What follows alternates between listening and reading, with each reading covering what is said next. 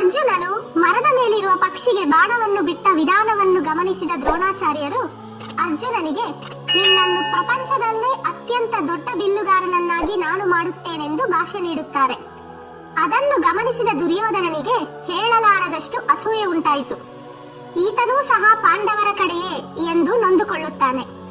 ಆ ದಿನ ದ್ರೋಣಾಚಾರ್ಯರು ದುರ್ಯೋಧನ ಮತ್ತು ಧರ್ಮರಾಜರನ್ನು ಕರೆದು ಇಬ್ಬರಿಗೂ ಸೇರಿ ಒಂದು ಪ್ರಶ್ನೆಯನ್ನು ಕೇಳುತ್ತಾರೆ. ನಿಮ್ಮಿಬ್ಬರಲ್ಲಿ ಒಳ್ಳೆಯವರು ಯಾರು ಎಂದು. ಅದಕ್ಕೆ ಉತ್ತರವಾಗಿ ದುರ್ಯೋಧನನು, ಅದರಲ್ಲೇನು ಸಂದೇಹ, ನಾನೇ ಒಳ್ಳೆಯವನು ಎನ್ನುತ್ತಾನೆ. ಆಗ ಧರ್ಮರಾಜನು, ನಿಜ, ನನಗಿಂತಲೂ ದುರ್ಯೋಧನನೇ ಒಳ್ಳೆಯವನು ಎನ್ನುತ್ತಾನೆ. ಆಗ ದ್ರೋಣಾಚಾರ್ಯರು, ಏಕೆ ನಿನಗಿಂತಲೂ ದುರ್ಯೋಧನನನ್ನು ಒಳ್ಳೆಯವನು ಎನ್ನುತ್ತಿದ್ದೀಯಾ ಎಂದು ಧರ್ಮರಾಜನ ಬಳಿ ಕೇಳಿದಾಗ, ನಾನು ಯಾವಾಗಲೂ ಧರ್ಮ ಧರ್ಮ ಎನ್ನುತ್ತಾ ನನ್ನ ಸಹೋದರರನ್ನು ಧರ್ಮದ ಮಾರ್ಗದಲ್ಲಿ ನಡೆಸಬೇಕೆಂದು ಅವರಿಗೆ ಹಿಂಸೆ ಮಾಡುತ್ತಿರುತ್ತೇನೆ. ಆದರೆ ದುರ್ಯೋಧನನು ಮಾತ್ರ ಒಳ್ಳೆಯದೋ ಕೆಟ್ಟದೋ ತನ್ನ ತಮ್ಮಂದಿರು ಸಂತೋಷದಿಂದಿದ್ದರೆ ಸಾಕು ಎಂದುಕೊಳ್ಳುತ್ತಾನೆ. ಧರ್ಮರಾಜನ ಆ ಮಾತುಗಳಿಗೆ ಉತ್ತರಿಸುತ್ತಾ ದುರ್ಯೋಧನನು, ಧರ್ಮರಾಜನು ಹೇಳಿದಂತೆ ನಾನು ಯಾವಾಗಲೂ ನನ್ನ ತಮ್ಮಂದಿರ ಸಂತೋಷವನ್ನೇ ಬಯಸುತ್ತೇನೆ. ಅವರನ್ನು ಯಾವಾಗಲೂ ಧರ್ಮ ಧರ್ಮ ಎಂದು ಹಿಂಸಿಸುವುದಿಲ್ಲ ಎನ್ನುತ್ತಾನೆ. ಆಗ ದ್ರೋಣಾಚಾರ್ಯರು, ದುರ್ಯೋಧನ, ನಿಜವಾದ ಮನುಷ್ಯ ಎಂದರೆ ಧರ್ಮ ಮಾರ್ಗದಲ್ಲಿ ನಡೆಯುವವನೇ, ಅದರಲ್ಲಿ ತಪ್ಪೇನಿಲ್ಲ. ಧರ್ಮರಾಜನನ್ನು ನೋಡಿ ಕಲಿತುಕೋ ಎಂದು ಹೇಳಿ ಹೊರಟು ಹೋಗುತ್ತಾರೆ. ದುರ್ಯೋಧನನು ಆಘಾತಕ್ಕೊಳಗಾದನು. ಅವನಿಗೆ ಏನೂ ಅರ್ಥವಾಗಲಿಲ್ಲ. ದ್ರೋಣಾಚಾರ್ಯರು ಕೇಳಿದ ಪ್ರಶ್ನೆಗೆ ಇಬ್ಬರೂ ಒಂದೇ ಸಮಾಧಾನ ನೀಡಿದೆವು.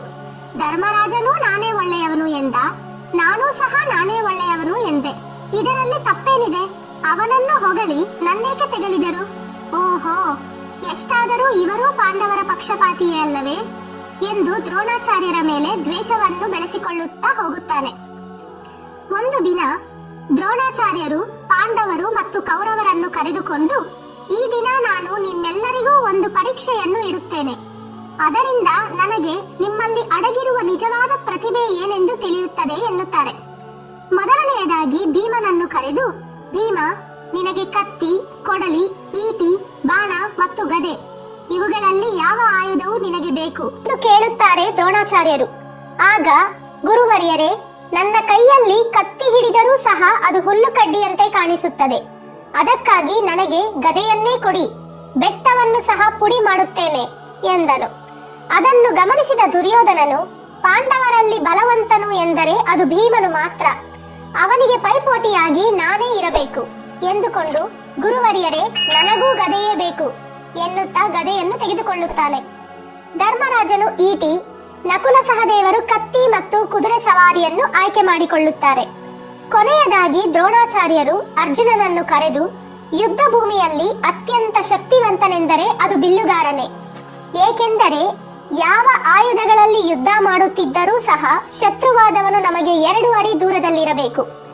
ಆದರೆ ಬಿಲ್ಲುಗಾರನಿಗೆ ಮಾತ್ರ ಶತ್ರು 1000 ಅಡಿ ದೂರದಲ್ಲಿದ್ದರೂ ಸಹ ಅವನನ್ನು ಕೊಲ್ಲಬಲ್ಲನು. ಯಾವ ಆಯುಧವಾದರೂ ಅದರ ಕೆಲಸವನ್ನು ಮಾತ್ರ ಅದು ಮಾಡುತ್ತದೆ. ಆದರೆ ಕೇವಲ ಬಾಣ ಮಾತ್ರ ಅದರ ಜೊತೆ ಮಂತ್ರಶಕ್ತಿಯನ್ನು ಸೇರಿಸಿದಾಗ ಅದು ಒಂದು ಅಸ್ತ್ರವಾಗುತ್ತದೆ. ಒಂದು ಬಾಣವು 1000 ಬಾಣಗಳಂತೆ ಬದಲಾಗಿ ಒಂದೇ ಸಲಕ್ಕೆ 1000 ಶತ್ರುಗಳನ್ನು ಕೊಲ್ಲುತ್ತದೆ. ಅಸ್ತ್ರವಿದ್ಯೆ, ಶಸ್ತ್ರವಿದ್ಯೆ ಇಲ್ಲಿರುವ ಎಲ್ಲರಲ್ಲೂ ನಿನಗೆ ಮಾತ್ರ ಸೂಕ್ತವಾಗಿವೆ. ಇಲ್ಲಿರುವ 105 ಜನರಲ್ಲಿ ಬಿಲ್ಲು ಬಾಣದ ವಿದ್ಯೆಗೆ ನೀನು ಮಾತ್ರವೇ ಅರ್ಹನು. ಅದಕ್ಕೆ ಬೇಕಾದ ಸಹನೆ, ತಾಳ್ಮೆ, ಪರಿಶ್ರಮ, ಏಕಾಗ್ರತೆ, ದೀಕ್ಷೆ ಕೇವಲ ನಿನ್ನೊಳಗೆ ಮಾತ್ರ ನನಗೆ ಕಾಣಿಸುತ್ತಿದೆ. ಇವರೆಲ್ಲರಲ್ಲೂ ದೊಡ್ಡ ವೀರನು ನೀನೇ ಆಗುತ್ತೀಯ ಎಂದು ದ್ರೋಣಾಚಾರ್ಯರು ಹೇಳುತ್ತಾರೆ. ಅದನ್ನು ಕೇಳಿಸಿಕೊಂಡ ದುರ್ಯೋಧನನಿಗೆ ಒಳಗೊಳಗೆ ಆತಂಕ ಶುರುವಾಗಿ ಹೋಗುತ್ತದೆ. ಪಾಂಡವರಲ್ಲಿ ಧರ್ಮರಾಜ, ನಕುಲ ಮತ್ತು ಸಹದೇವರನ್ನು ನನ್ನ ತಮ್ಮಂದಿರು ಕೊಲ್ಲಬಹುದು. ಭೀಮನನ್ನು ನಾನು ಕೊಲ್ಲುತ್ತೇನೆ. ಆದರೆ ಅರ್ಜುನನನ್ನು ಕೊಲ್ಲಬಹುದಾದ ವೀರನು ಯಾರೆಂದು ಕಳವಳಗೊಳ್ಳುತ್ತಾನೆ ದುರ್ಯೋಧನ. ದಿನಗಳು ಕಳೆದವು. ಒಂದು ದಿನ ಯುದ್ಧ ಭೂಮಿಯಲ್ಲಿ ಕುದುರೆ ಸವಾರಿ ಹೇಗೆ ಮಾಡಬೇಕೆಂಬ ವಿದ್ಯೆ ಕಲಿಸುವುದಕ್ಕಾಗಿ ಪಾಂಡವರು ಮತ್ತು ಕೌರವರನ್ನು ಕಾಡಿಗೆ ದ್ರೋಣಾಚಾರ್ಯರು ಕರೆದುಕೊಂಡು ಹೋದರು. ಎಲ್ಲರ ಕುದುರೆಗಳು ಒಂದು ದಿಕ್ಕಿನಲ್ಲಿ ಹೋಗುತ್ತಿದ್ದರೆ ಅರ್ಜುನ ಮತ್ತು ದ್ರೋಣಾಚಾರ್ಯರ ಕುದುರೆಗಳು ಮಾತ್ರ ಸಮಾನವಾಗಿ ಹೋಗುತ್ತಿದ್ದವು. ಆಗ ದ್ರೋಣಾಚಾರ್ಯರು, ಅರ್ಜುನ, ಇದುವರೆಗೂ ನೀನು ಅಲುಗಾಡದೆ ನಿಂತಿರುವ ವಸ್ತುಗಳ ಮೇಲೆ ಮಾತ್ರ ಬಾಣ ಪ್ರಯೋಗ ಮಾಡಿರುವೆ. ಈಗ ನೀನು ಓಡುತ್ತಿರುವ ಪ್ರಾಣಿಗಳನ್ನು ಕೊಲ್ಲಬೇಕು ಹಾಗೂ ಕುದುರೆ ಸವಾರಿ ನಡೆಸುತ್ತಲೇ ಕೊಲ್ಲಬೇಕೆಂದು ಸುತ್ತಲೂ ನೋಡುತ್ತಾರೆ. ಒಂದು ಕಾಡು ಹಂದಿ ಅರ್ಜುನನ ಬಲಗಡೆಯಿಂದ ಓಡುತ್ತಿರುತ್ತದೆ, ಅದನ್ನು ಕೊಲ್ಲು ಎಂದು ದ್ರೋಣಾಚಾರ್ಯರು ಅರ್ಜುನನಿಗೆ ಹೇಳುತ್ತಾರೆ. ಆಗ ಅರ್ಜುನನು ಒಂದು ಬಾಣವನ್ನು ಆ ಕಾಡು ಹಂದಿಗೆ ಗುರಿ ಇಡುತ್ತಿರಬೇಕಾದರೆ ಒಂದೇ ಕ್ಷಣದಲ್ಲಿ 10 ಬಾಣಗಳು ಆ ಹಂದಿಗೆ ತಾಕಿ ಅದು ಕೆಳಗೆ ಬೀಳುತ್ತದೆ. ಅದು ಜೋರಾಗಿ ಕಿರುಚುತ್ತಿರಬೇಕಾದರೆ ಇನ್ನೊಂದು ಬಾಣವು ಅದರ ತಲೆಗೆ ತಾಕಿ ಅಲ್ಲೇ ಪ್ರಾಣ ಬಿಡುತ್ತದೆ. ಅದನ್ನು ನೋಡಿ ಎಲ್ಲರೂ ಒಮ್ಮೆಲೆ ಆಶ್ಚರ್ಯದಿಂದ ಬಾಣ ಬಿಟ್ಟವರು ಯಾರೆಂದು ತಿಳಿದುಕೊಳ್ಳಲು ಬಾಣ ಬಂದ ದಿಕ್ಕಿನ ಕಡೆಗೆ ಹೋಗುತ್ತಾರೆ. ಅಲ್ಲೊಬ್ಬ ವ್ಯಕ್ತಿ ದಷ್ಟಪುಷ್ಟವಾದ ದೇಹ, ಹುಲಿಯ ಚರ್ಮವನ್ನು ಸೊಂಟಕ್ಕೆ ಸುತ್ತಿಕೊಂಡು ಕೈಯಲ್ಲಿ ಬಿಲ್ಲು ಬಾಣವನ್ನು ಹಿಡಿದು ಒಬ್ಬ ಬೇಟೆಗಾರ ನಿಂತಿರುತ್ತಾನೆ. 100 ಜನರು ಒಮ್ಮೆಲೆ ಅವನೆಡೆಗೆ ಬರುವುದನ್ನು ಗಮನಿಸಿದ ಆ ಬೇಟೆಗಾರ ಒಂದು ಬಾಣವನ್ನು ತೆಗೆದು ಅವರ ಕಡೆಗೆ ಗುರಿ ಇಡುತ್ತಾನೆ. ಎಲ್ಲರನ್ನೂ ಬಿಟ್ಟು ಕೇವಲ ಅರ್ಜುನನೆಡೆಗೆ ಮಾತ್ರ ಗುರಿ ಇಡುತ್ತಾನೆ ಆ ಬೇಟೆಗಾರ. ಅವನೇ ಏಕಲವ್ಯ. ಅಷ್ಟೂ ಜನರಲ್ಲಿ ಅರ್ಜುನನಿಗೆ ಮಾತ್ರ ಏಕಲವ್ಯನು ಏಕೆ ಗುರಿ ಇಟ್ಟನೆಂದರೆ ಅರ್ಜುನನು ನೋಡುವ ನೋಟ, ಅವನ ಕೈಯಲ್ಲಿರುವ ಬಿಲ್ಲು ಬಾಣಗಳನ್ನು ನೋಡಿ ಇವನೇ ನನ್ನ ಸರಿಸಾಟಿ ಎಂದು ಗಮನಿಸಿ ಅರ್ಜುನನೆಡೆಗೆ ಗುರಿಯನ್ನು ಇಡುತ್ತಾನೆ ಏಕಲವ್ಯ. ಅಷ್ಟರಲ್ಲಿ ಧರ್ಮರಾಜನು ಯಾರು ನೀನು ಎಂದು ಏಕಲವ್ಯನನ್ನು ಪ್ರಶ್ನಿಸುತ್ತಾನೆ. ಅವನು ಸಮಾಧಾನ ಹೇಳುವುದಕ್ಕೆ ಮೊದಲೇ ನಿನ್ನ ಗುರು ಯಾರು ಎಂದು ಅರ್ಜುನ ಹಿಂದೆಯೇ ಪ್ರಶ್ನೆ ಕೇಳುತ್ತಾನೆ. ಏಕೆಂದರೆ ಕ್ಷಣ ಮಾತ್ರದಲ್ಲಿ ಓಡುತ್ತಿರುವ ಪ್ರಾಣಿಗೆ 10 ಬಾಣಗಳನ್ನು ಕೇವಲ ಅದರ ಹೆಜ್ಜೆ ಶಬ್ದವನ್ನು ಗಮನಿಸಿ ಬಾಣ ಹೊಡೆಯಲು ಯಾರಿಗೂ ಸಾಧ್ಯವಿಲ್ಲ, ಅರ್ಜುನನಿಗೂ ಸಹ. ಅರ್ಜುನನಿಗೆ ಅರ್ಥವಾಗುತ್ತದೆ ಇವನು ನನಗಿಂತ ದೊಡ್ಡ ಬಿಲ್ಲುಗಾರನೆಂದು.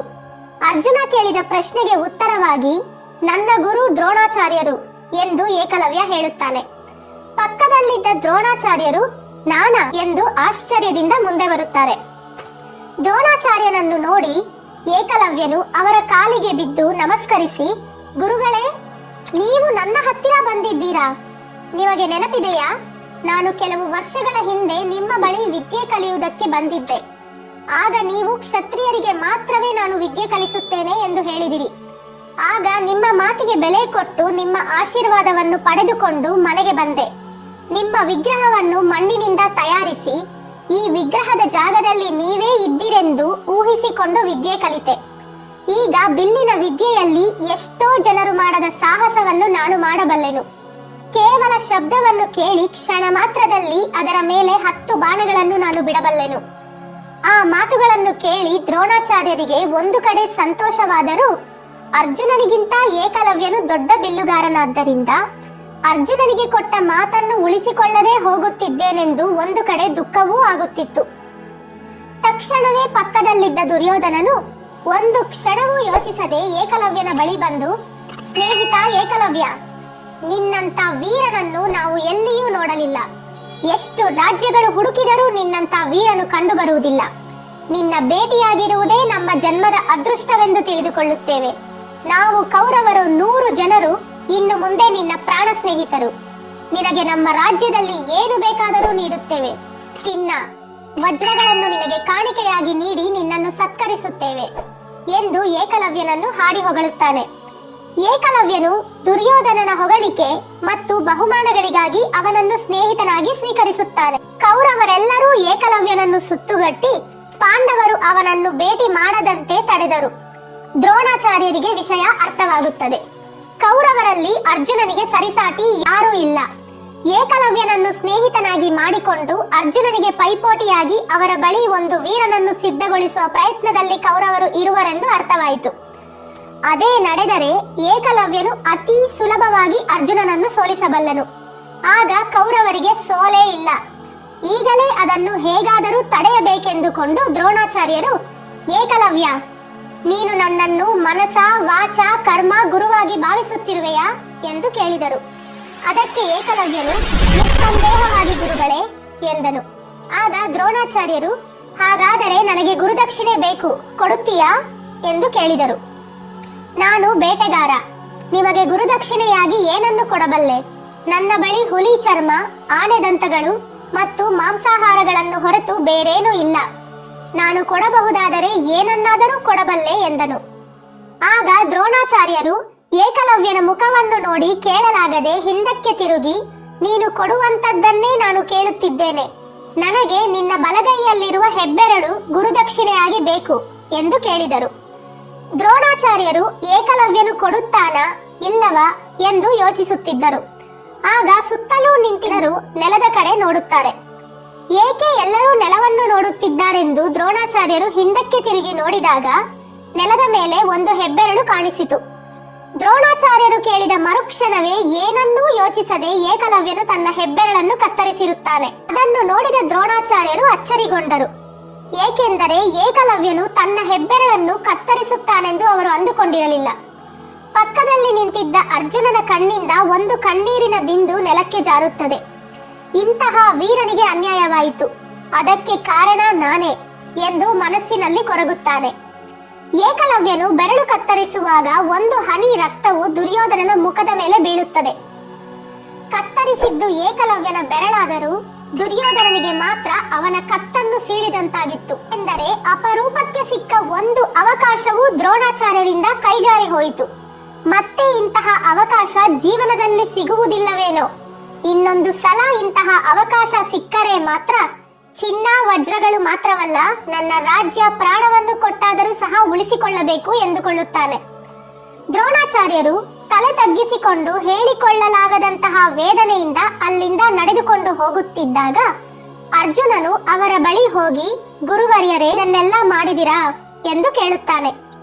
ಧರ್ಮವನ್ನು ಉಳಿಸುವುದಕ್ಕಾಗಿ ಮಾಡಿದೆ ಅರ್ಜುನ ಎಂದು ಹೇಳಿ ದ್ರೋಣಾಚಾರ್ಯರು ಅಲ್ಲಿಂದ ಹೊರಟು ಹೋದರು. ಆ ಸಂಜೆ ಅರ್ಜುನನು ಪಕ್ಕದಲ್ಲೇ ಇದ್ದ ನದಿಯ ದಡದಲ್ಲಿ ಒಬ್ಬಂಟಿಯಾಗಿ ಕುಳಿತಿದ್ದನು. ಕತ್ತಲಾಯಿತು. ನಕುಲ ಸಹದೇವರು ಅರ್ಜುನನ ಬಳಿ ಬಂದು, ಅರ್ಜುನ, ಏಕಿಷ್ಟು ಚಿಂತಿಸುತ್ತಿದ್ದೀಯಾ ಎಂದು ಕೇಳಿದರು. ಏಕಲವ್ಯನ ಬೆರಳು ಕತ್ತರಿಸಿದರಿಂದಲೇ ನಾನು ವೀರನಾದೆ ಎಂಬುದನ್ನು ನನ್ನಿಂದ ಸಹಿಸಿಕೊಳ್ಳಲು ಆಗುತ್ತಿಲ್ಲ. ಏಕಲವ್ಯನಿಗಿಂತ ನಾನು ದೊಡ್ಡ ವೀರನಲ್ಲ. ಏಕಲವ್ಯನು ಪೋಟಿಯಲ್ಲಿ ಇಲ್ಲದ ಕಾರಣದಿಂದ ನಾನೀಗ ದೊಡ್ಡ ವೀರನು. ಏಕಲವ್ಯನು ಶಬ್ದವನ್ನು ಕೇಳಿ ಬಾಣ ಬಿಡಬಲ್ಲನು. ಆದರೆ ಈಗ ಏಕಲವ್ಯನಿಗಿಂತ ನಾನು ದೊಡ್ಡ ವೀರನಾಗಬೇಕಾದರೆ ಅವನನ್ನು ಮೀರಿದ ವಿದ್ಯೆಯನ್ನು ನಾನು ಕಲಿಯಬೇಕು. ಆದುದರಿಂದ ನಕುಲ, ಸಹದೇವ, ಶಬ್ದವನ್ನು ಕೇಳಿ ಅಲ್ಲ, ಕತ್ತಲಲ್ಲಿ ಬಾಣ ಬಿಡುವುದನ್ನು ಕಲಿತು ಅದರಲ್ಲಿ ಪ್ರಾವೀಣ್ಯನಾದುದ್ದಲ್ಲಿ ಆಗ ಏಕಲವ್ಯನಿಗಿಂತ ನಾನೇ ದೊಡ್ಡ ವೀರನಾಗುತ್ತೇನೆ ಎಂದು ಕತ್ತಲಲ್ಲಿ ಶಬ್ದದ ಆಧಾರದ ಮೇಲೆ ಬಾಣವನ್ನು ಬಿಡುವುದನ್ನು ಕಲಿಯಲಾರಂಭಿಸಿದನು ಅರ್ಜುನ.